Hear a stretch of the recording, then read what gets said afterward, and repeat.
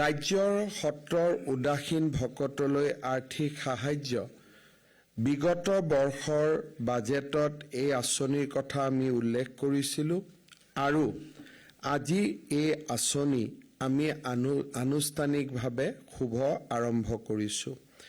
আপোনালোকে ইতিমধ্যে অৱগত যে এই আঁচনিৰ জৰিয়তে প্ৰতি মাহে উদাসীন ভকতসকলৰ বেংক একাউণ্টলৈকে 1500 টকাকৈ সাহায্য হস্তান্তৰ কৰা হ'ব।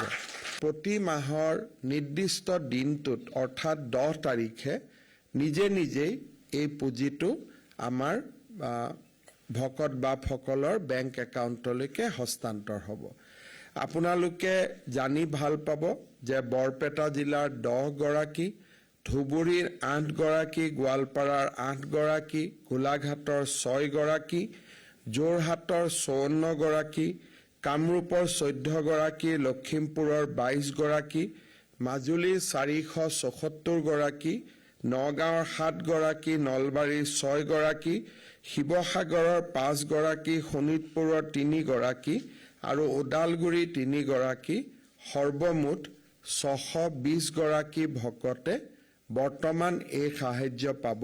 অসমৰ সত্ৰসমূহৰ 15,288 বিঘা মাটি বেদখলকাৰীৰ কবলত আছে বুলি প্ৰতিবেদনত প্ৰকাশ পাইছে। কেৱল মাত্ৰ বৰপেটা জিলাতে 7,137 বিঘা মাটি বেদখলকাৰীৰ কবলত আছে।